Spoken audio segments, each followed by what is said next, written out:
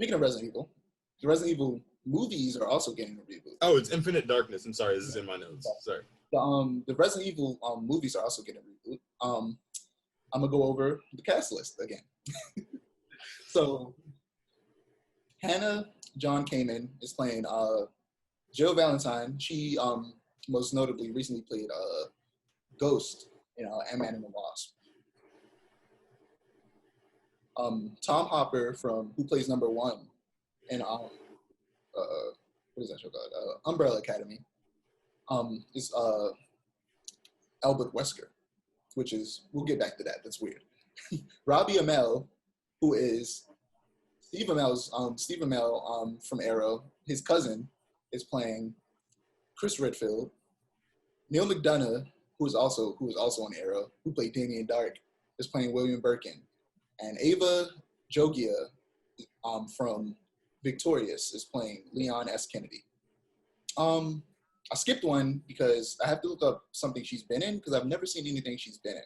But Kaya, I'm going to try to pronounce his last name, Scott Delaria is playing Claire. And she looks just like Claire. I feel like out of all of the people chosen for this, she's the person who looks the most like the character that she's playing. She's lagging really bad. Oh, sorry. She was in Maze Runner, and she was in Pirates of the Caribbean, Dead Men Tell No Tales. So that's the cast. And in terms of story, the director and producer and one of the producers said they wanted to recreate the first 2 games. So essentially, from what I'm hearing, the first movie is going to be like the first 2 games combined. It's going to take place during the Spencer Mansion incident, as well as Raccoon City at RPD, the Raccoon City Police Department, with Claire and Leon. What I'm thinking, it's also supposed to take place in '98. So what I'm thinking is that they're going to do like a dual story. One part of the story is going to be Wesker, Claire, Wesker, Jill, and Chris in the Spencer Mansion during that thing from the very first Resident Evil game. And while Claire, Leon, and all the other characters that are there are going to be in RPD and in Raccoon City specifically. I think that's what they're going to do, and then at some point they're going to collide. Which that sounds interesting. I'm not sure if I would have preferred if they. I think I would have preferred if they did them individually, but I'm not mad at them combining 1 and 2. I'm not that mad at it. As long as they do it right, I think it'll be fine. It's just a matter of them actually doing it right. Because the first movie, which came out in 2003, was super action-oriented, and then every movie followed suit. The action looked cool, but that's not what we wanted. It's Resident Evil, so of course we wanted there to be a bit of action, but we also wanted it to be a horror movie. We wanted the zombies to seem dangerous and scary, more so than we wanted the characters to be badass. The characters can still be badass while the zombies are still seen as a threat that aren't to be messed with. And if you get overrun, you're dead if you're one person. With Nemesis and Mr. X are supposed to be scary in those movies. They were powerful, but they seemed more like a Dragon Ball Z villain than they did a horror movie villain, where they basically just got into fistfights and were like the stronger villain that the characters need to go and power up and come back to defeat. That's what the what they call it, tyrants. That's what the tyrants felt like in the original Resident Evil film franchise with is her name Mila Jovovich? I know her last name is Jovovich, and her husband. I have no idea what her name is. Yeah, I think it's Mila Jovovich, and her husband. He directed it. He was also directing the Monster Hunter movie, of which he's also starring in because he wants her to star in every movie he works on.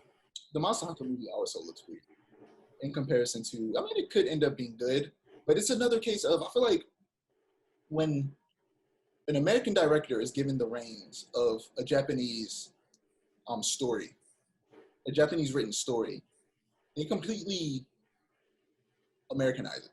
And they make it super militaristic and action heavy every single time. They did it with Resident Evil, and seemingly literally the same director and main actress did it with Resident Evil, and seemingly they're doing the same thing with Monster Hunter World. where they're making it militaristic. It starts off with Mila Jovovich and T.I.'s in it too, which is weird. And like a platoon of soldiers in a Hummer, like driving through a desert, and then they go through like a portal and get teleported. Well, they get chased by a monster first, then go through a portal and get teleported to the Monster Hunter world.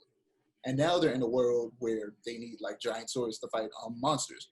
Where I would have preferred if they started there and that it was literally about people who hunt monsters. And all you had to do was give the monster hunter motivation, give them a reason for hunting monsters that is interesting and compelling and makes you like the character. That's all you need to do. And then, bring in all the cool and most popular monsters from the franchise and have the character fight it. That's all you needed. But no, for some reason they wanted to militarize it, which is something that they do with Americans who make movies based off Japanese franchises do all the time, and I hate it. The one movie that it would work for is Metal Gear, because that game is literally about the military. Right.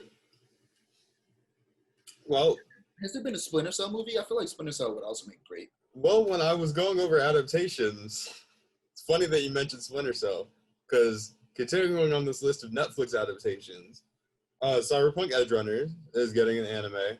Yeah, Splinter Cell. I'm excited for that one. Is getting an adaptation. The studio working on that is a good studio. On the Cyberpunk. Oh, they are an amazing studio. I didn't even plan on talking about this, but I'm gonna look up the studio real quick that's working on animation. You can go ahead and keep talking, but yeah. Okay. The Division is getting a Netflix adaptation.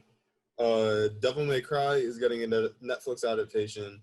Final Fantasy is getting a Netflix adaptation. Okay. And possibly the strangest of all of these, Cuphead is getting a show on Netflix.